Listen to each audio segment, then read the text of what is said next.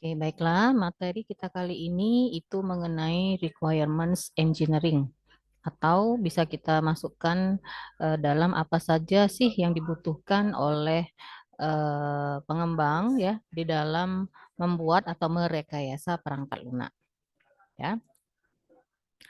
Nah, kita perlu tahu dulu apa saja yang perlu kita lakukan atau apa saja yang mesti kita perhatikan di dalam menentukan kebutuhan-kebutuhan tadi. Itu yang pertama adalah, nanti ada penjelasannya ya, problems with requirements practice. Kemudian yang kedua itu adalah requirements engineering task, mulai dari inception, elicitation, elaboration, negotiation, specification, validation, requirements, and management. Ya. Kemudian initiating requirement engineering process, collaborative requirement gathering, developing use case. Ini nanti akan saya jelaskan berikutnya. Oke. Nah, ini adalah permasalahan apa saja yang akan terjadi pada saat kita akan menentukan kebutuhan-kebutuhan dari perangkat lunak. Itu yang pertama, bahwa kita akan kesulitan memahami kebutuhan dari pelanggan. Biasanya kebutuhan ini kan kita melakukan komunikasi dengan pelanggan atau yang menginginkan perangkat lunak itu akan dibangun, kita harus tahu dulu keinginan mereka seperti apa. Ya, kadang-kadang penyampaian pelanggan itu tidak segera kita pahami gitu ya. Kita butuh pemahaman lebih detail atau butuh mungkin komunikasi lagi mengenai apa saja yang memang benar-benar dibutuhkan oleh pelanggan. Kemudian yang berikutnya, persyaratan sering direkam dengan tidak teratur. Nah, maksudnya bahwa apa-apa saja yang dibutuhkan itu kadang-kadang tidak tersimpan gitu ya, apa saja yang akan dibutuhkan. Kemudian berikutnya adalah menghabiskan terlalu banyak waktu memverifikasi data. Nah, terlalu banyak waktu gitu ya dalam komunikasi tadi sehingga itu dianggap apa namanya membuang waktu yang percuma. Kemudian yang berikutnya adalah membolehkan perubahan untuk pengendalian daripada membangun mekanisme untuk mengontrol perubahan. Nah, ini yang yang paling penting bahwa kita itu eh, yang akan kita bangun ini itu adalah prosedur kerjanya, bagaimana kontrolnya, seperti itu. Nah, itu kadang-kadang tidak secara detail diuraikan gitu ya. Dan yang paling penting itu adalah gagal untuk membangun dasar yang kuat untuk sistem atau membangun perangkat lunak yang diinginkan oleh pengguna. Oke. Nah, berdasarkan itu tadi bahwa maka banyak pengembang dari perangkat lunak itu berpendapat bahwa membangun perangkat lunak begitu menarik sehingga ingin langsung dimulai. Padahal dia belum memiliki pemahaman secara detail tentang apa saja yang dibutuhkan. Seperti itu. Hal ini akan menjadi jelas saat kita membangun perangkat lunak. Stakeholder proyek akan lebih memahami apa yang mereka butuhkan hanya setelah memeriksa interaksi awal dari perangkat lunak. Kemudian banyak hal yang berubah begitu cepat bahwa kebutuhan perangkat lunaknya buang-buang waktu gitu ya.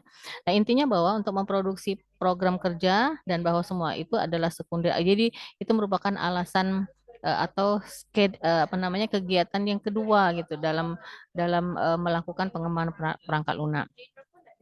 Semua argumen ini sebenarnya mengandung kebenaran, terutama untuk proyek kecil yang memakan waktu yang kurang dari sebulan. Tapi untuk perangkat lunak yang tumbuh atau dalam ukuran yang besar atau memerlukan waktu yang lama, itu dapat menyebabkan proyeknya menjadi gagal. Seperti itu, ya. Nah, solusinya apa saja? Dimulai selama kegiatan komunikasi dan berlanjut sampai kegiatan modeling. Solusinya ya tetap komunikasi terus dengan baik itu di sisi pengembang maupun di sisi yang membutuhkan perangkat lunak yang akan dibangun. Membangun jembatan dari sistem requirements ke dalam desain software dan konstruksi. Ya, periksa. Jadi kalau memungkinkan itu kebutuhan apa saja yang akan kita buat untuk memeriksa apa yang akan diperiksa, konteks kerja perangkat lunak yang akan dilakukan, kemudian kebutuhan spesifik bahwa desain dan konstruksi harus dibatasi. Kemudian yang ketiga adalah prioritas untuk memandu urutan pekerjaan yang sudah diselesaikan, informasi, fungsi, dan perilaku yang akan memiliki dampak yang mendalam pada desain yang akan dihasilkan. Oke. Nah, mengapa kita perlu mengetahui secara detail atau bekerja secara kuat kenapa kebutuhan-kebutuhan itu sangat diperlukan gitu ya. Ada beberapa poin yang perlu kita perhatikan bahwa yang pertama stakeholder tidak tahu apa yang mereka inginkan. Nah, yang menginginkan perangkat lunak ini kadang-kadang tidak tahu seperti apa sih program yang akan mereka jalankan nantinya, seperti apa sih. Nah, itu kenapa kita perlu melakukan requirement engineering. Stakeholder mengungkapkan bahwa persyaratan dalam istilah mereka sendiri. Jadi dia mengungkapkan dengan bahasanya sendiri, dia mengungkapkan dengan keinginannya sendiri. Kemudian yang berikutnya adalah stakeholder yang berbeda mungkin memiliki persyaratan yang saling bertentangan. Nah, si A ngomongnya lain, si B ngomongnya lain. Begitu juga dengan yang lain-lain sehingga kita bingung nih, maunya seperti apa gitu ya. Kemudian faktor organisasi dan politik dapat mempengaruhi persyaratan. Ini jelas pimpinan, karyawan, eh, politik juga seperti itu. Persyaratan berubah selama proses rekayasa requirement engineering, stakeholder baru mungkin muncul dan perubahan pada lingkungan kerjanya atau lingkungan bisnisnya. Nah, ada beberapa tugas atau task di dalam requirement engineering dalam yang akan menyediakan mekanisme untuk memahami apa saja keinginan klien, menganalisa kebutuhan, menilai visibilitas solusi, melakukan negosiasi, pemilihan solusi yang tepat, menghilangkan ambigu kalau dia ada beberapa poin yang akan kita pilih gitu ya, memvalidasi solusi, mengelola kebutuhan agar dapat diubah ke sistem operasional. Kemudian rekayasa kebutuhan atau requirement engineering itu membangun jembatan menuju desain dan pembangunan perangkat lunak dengan menyediakan mekanisme yang tepat untuk memahami apa yang diinginkan oleh klien, ya, menganalisis kebutuhan, menguji kelayakan, bernegosiasi untuk solusi yang masuk akal, menetapkan solusi yang dapat dipahami dua belah pihak, uji spesifikasi, dan mengelola kebutuhan yang akan diwujudkan ke sistem operasional. Jadi sebelum masuk ke tahap desain, kita perlu melakukan requirement engineering.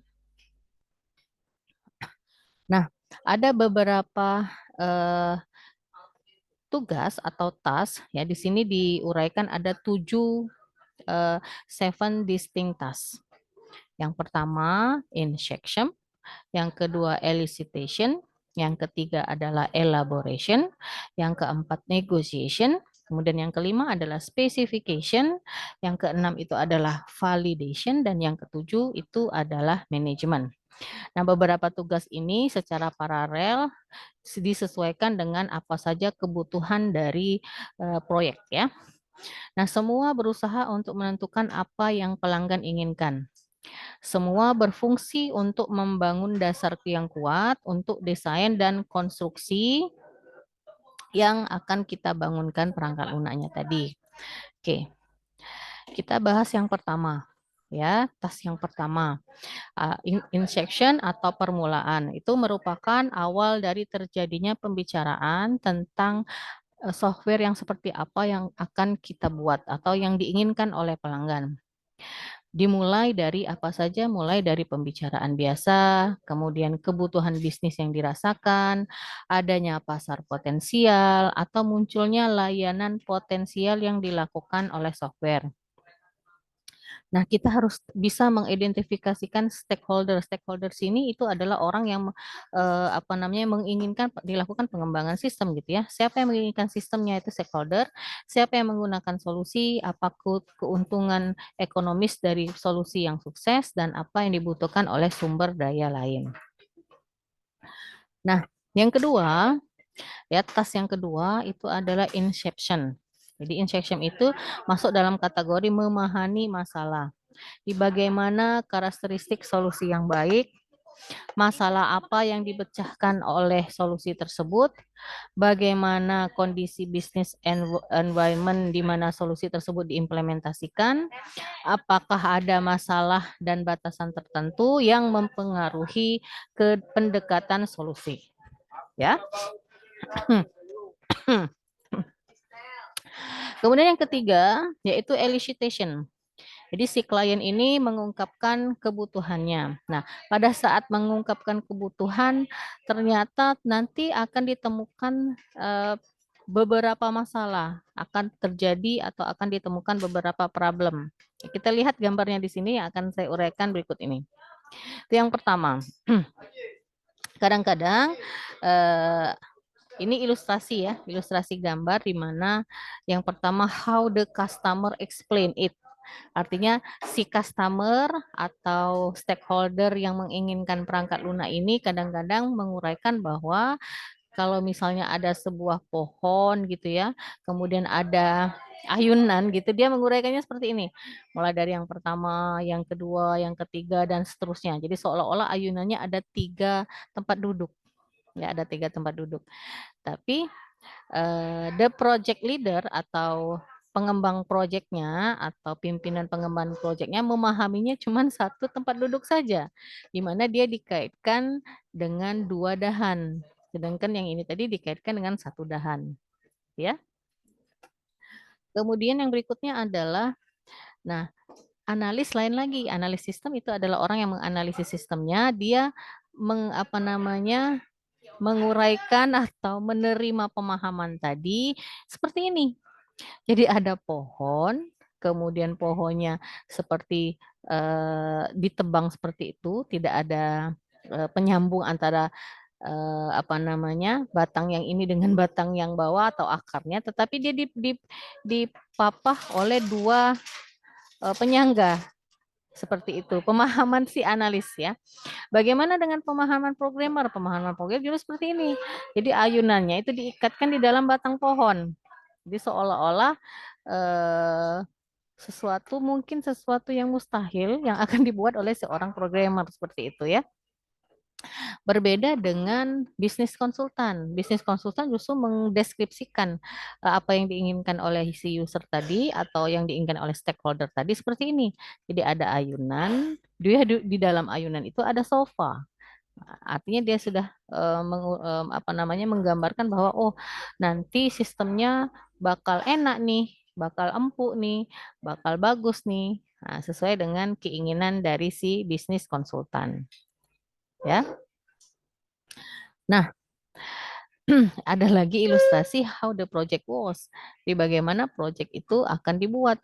Nggak ada sama sekali sebenarnya. Nggak ada sama sekali pohonnya. Artinya nggak ada sama sekali apa namanya ceritanya, prosedurnya seperti apa, dokumennya nggak ada, prosedurnya nggak ada, ya, semua data nggak ada, laporan nggak ada, informasi nggak ada. Itu yang akan dibuat pada intinya gitu ya, pada kenyataannya seperti itu.